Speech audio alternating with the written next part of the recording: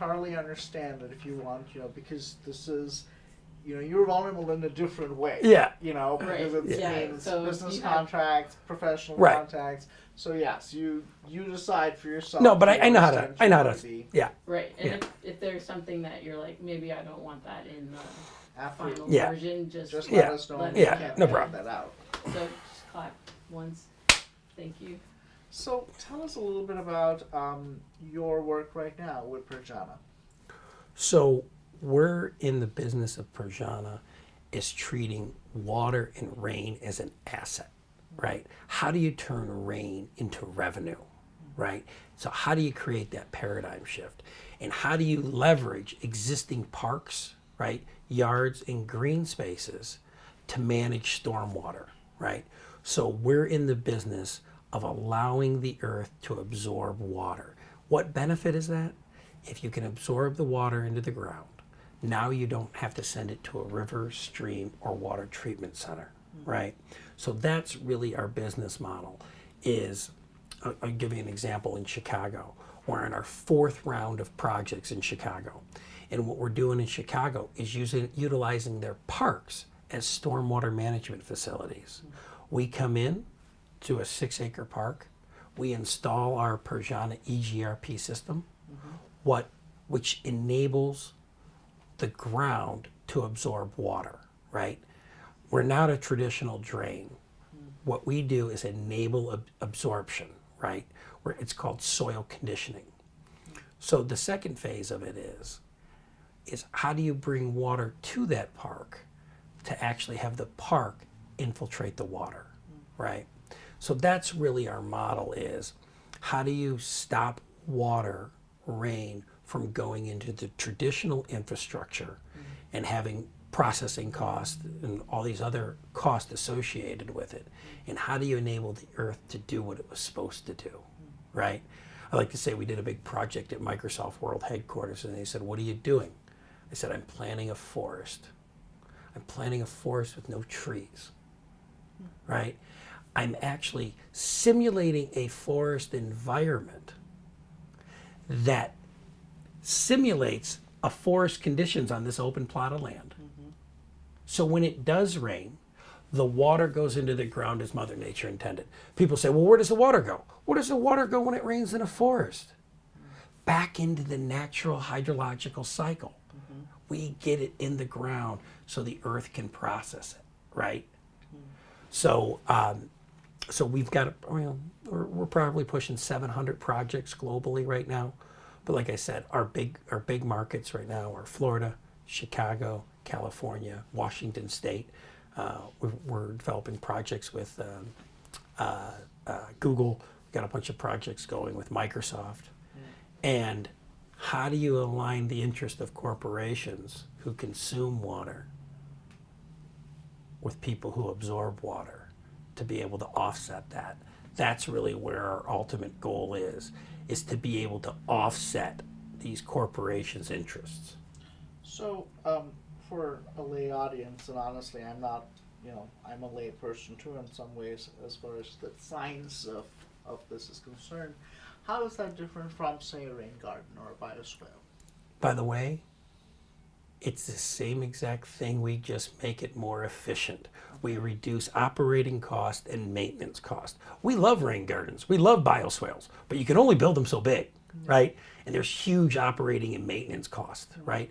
So we want the rain garden. We just want it better, right? So we can take a traditional rain garden. Let's just use an example, right? Designed to manage a 1-inch rain event or 5,000 gallons of water, right? We can take that and be able to enable it to manage 50,000 gallons of water, right? I'm just using an analogy of rough numbers. But a rain garden is enabled by root structures. They plant plants that have root structures, and over time, those root structures create that infiltration. We put the root structure in day one, right? So now all of a sudden you have reduced operating costs, reduced maintenance costs. So we love rain gardens. We just want to make them better. Okay. The more rain gardens, the better.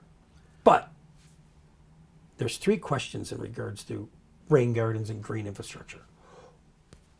Where are you going to put it, right? who's going to pay for it and who's going to maintain it, right? You could build the greatest rain garden in the world, but if you don't maintain it, you should never built it in the first place, right? You should have gone down to the bingo hall or down to the casino and, doubled down on black. Really. I mean, you were better off because it just doesn't work unless you maintain it, right? So that's what we really focus on is how do you pay for it, where are you going to put it, and who to maintain it? Reducing operating costs, reducing footprint, increasing infiltration. So there's not today an economically viable model for green infrastructure. There is not a project here in Detroit that has less than a 25-year payback, right? People don't care about 25 years. That's too far off, right? You got to have 3 to 5 year payback, right? And you don't want the operating cost and maintenance cost. So our goal is to create green infrastructure, small footprint, cost effective, low operating cost and maintenance cost, so you can get that price point down to a 3 to 5 year payback. Have you been able to work with any Detroit baselines at all?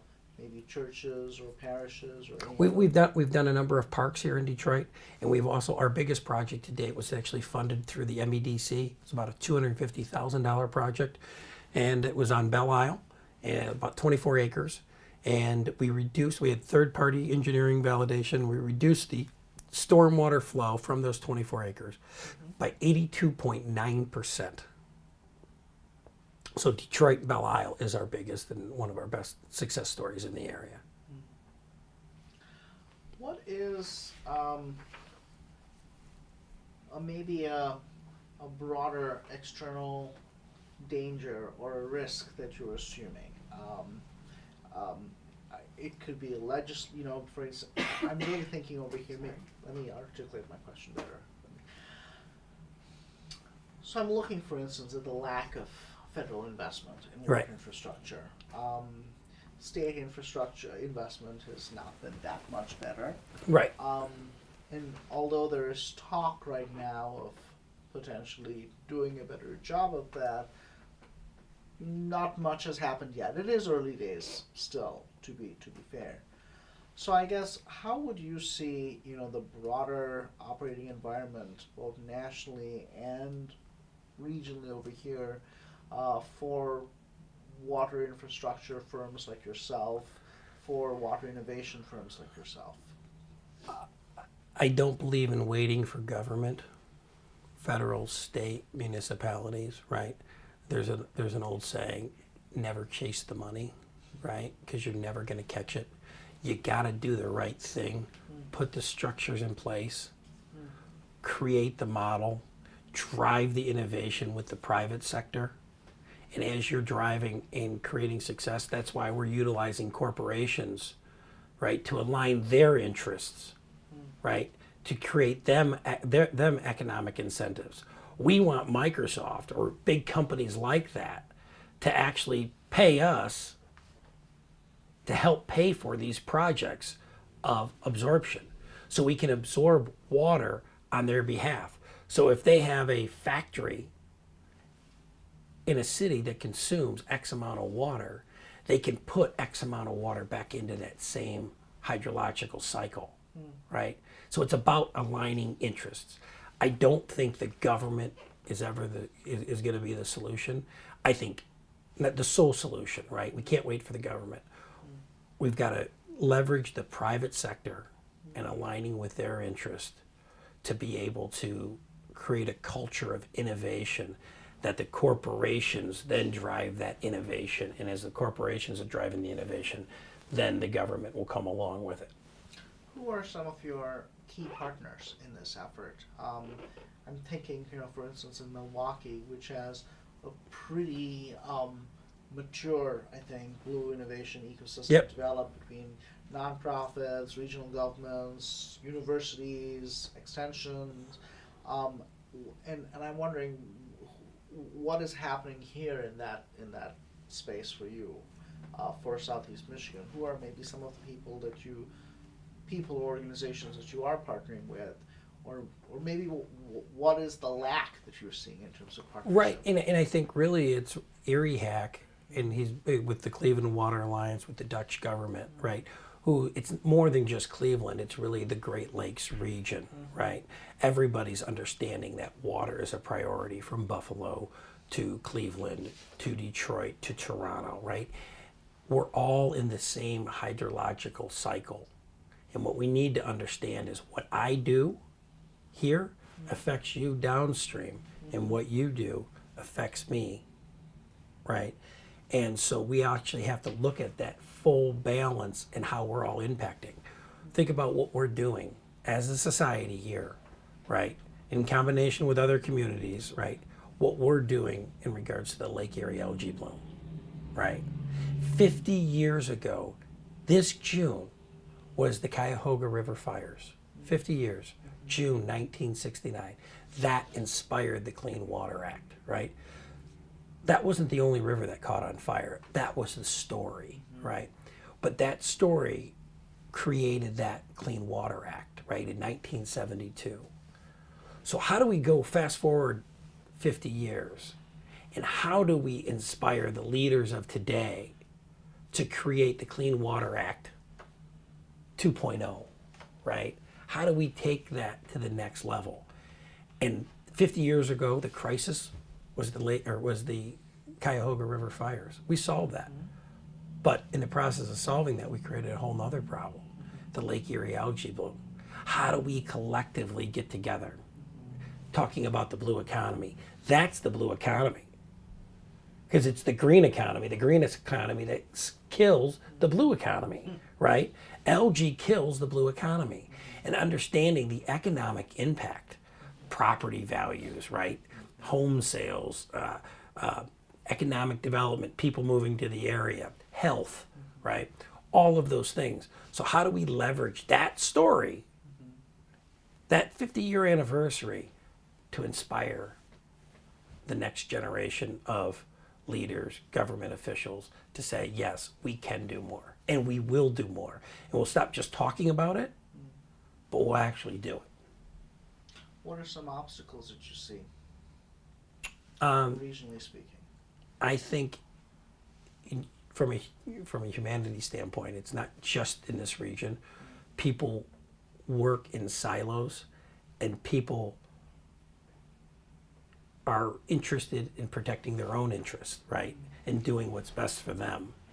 But how do you break down those barriers? How do you break down those silos and really understand that we're all sharing the same space, right? Talking about human rights, talking about water flows freely, right? There's no such thing as a human right. There's no such thing as a state.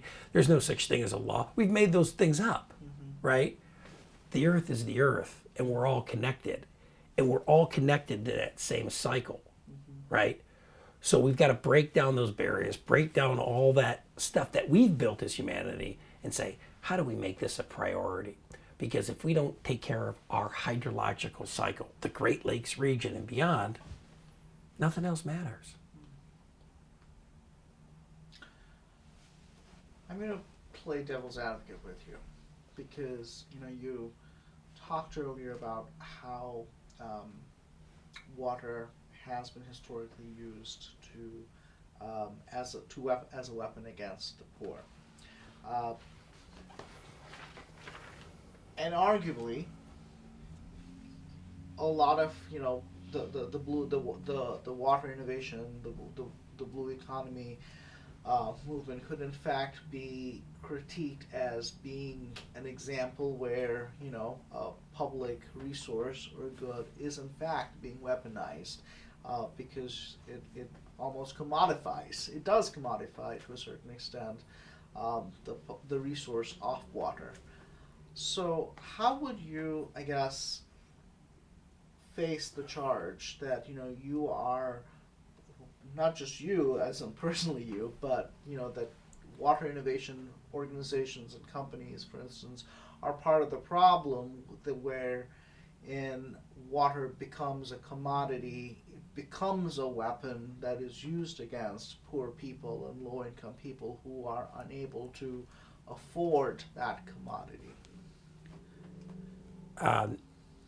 I get the contextual basis of the question, Yeah. but I look at it as the innovators in the blue economy is optimizing our asset. We're stopping taking it for granted, right? And starting valuing it like we've been for all along.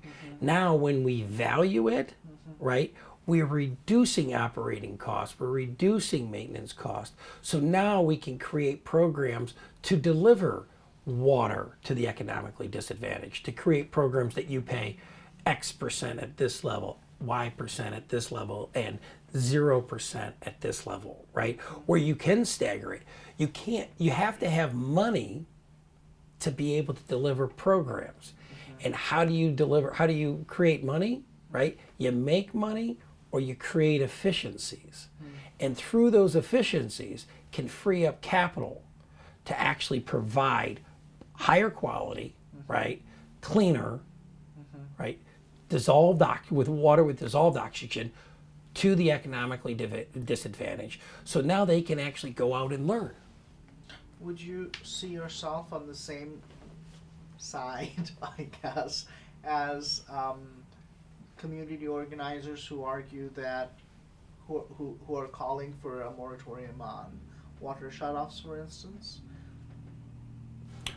I am not on the same side of saying water's free, right? The concept that water is a human right, in my opinion, there's no such thing as a human right, right? It's something that we've made up, right? If it was a human right, everybody on the planet should have equal access to it, right? Are there any human rights by that category? No, that's what I'm saying. There are no human rights. So what I'm saying is, it is something that should be provided to all economic classes at a reasonable cost. They've tried to give water for free in all parts of the world, especially in South Africa.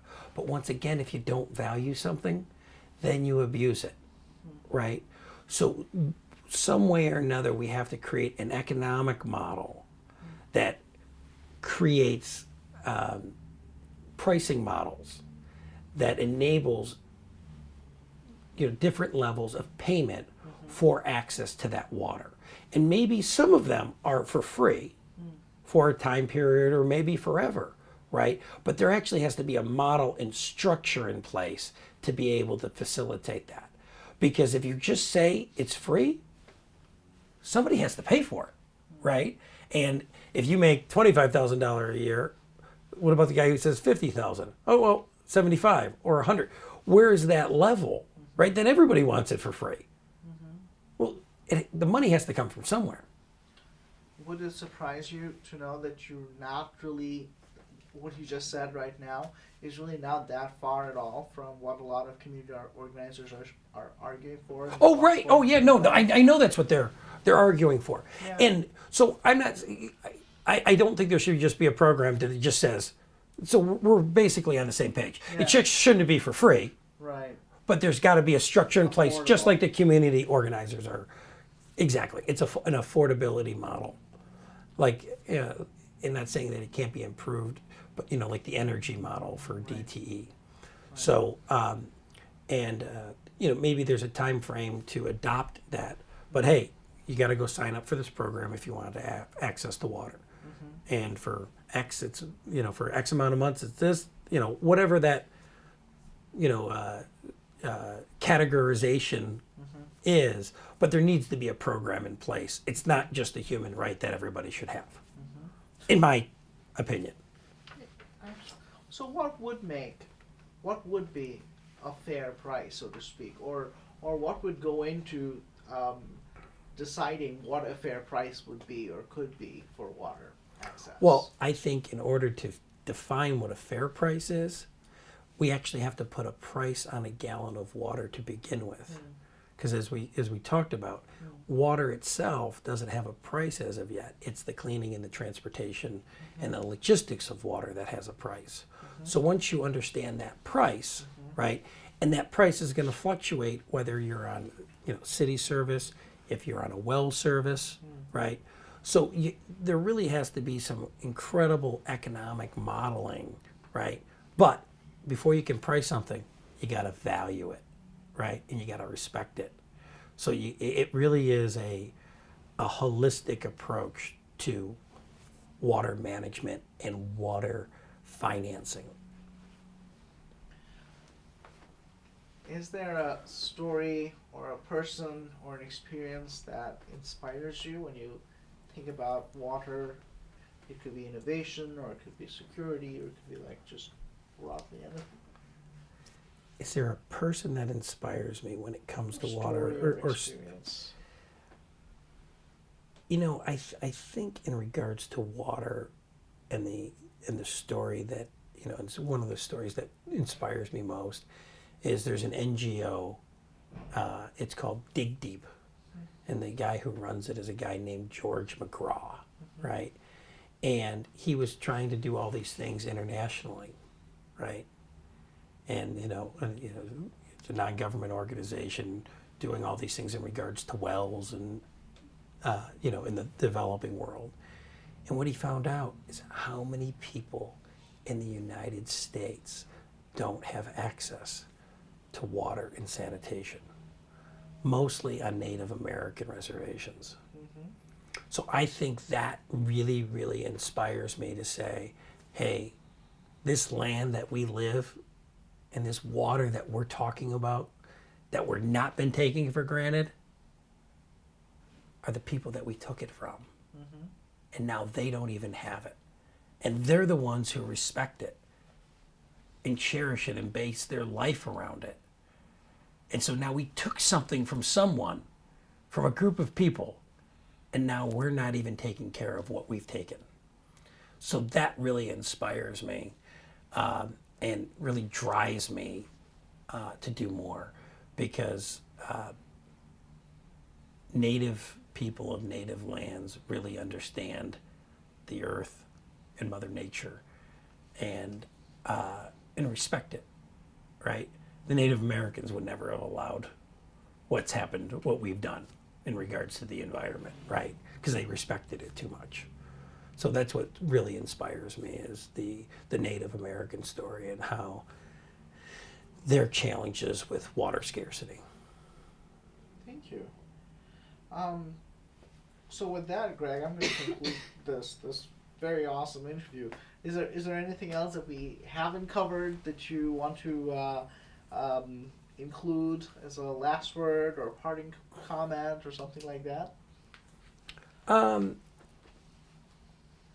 Well, I'd like to thank you guys for being here, right? It's all about communication, right? It's all about sharing stories. It's all about inspiring. It's all about people understanding what other people have gone through, right? And to know that they've suffered. You know, part of what keeps me driving and keeps me not quitting, right, is to know that with innovation and creating change, like I said, everybody loves change until they're asked to change, right? And so whether you're the automobile or Velcro, right, no matter what it is, right, it takes time for change, right? And how do you inspire and make change? About telling stories, about bringing people together, about communication, right? About breaking down those barriers. And so I really appreciate, you know, you guys doing this. Well, thank you. Thank you so much.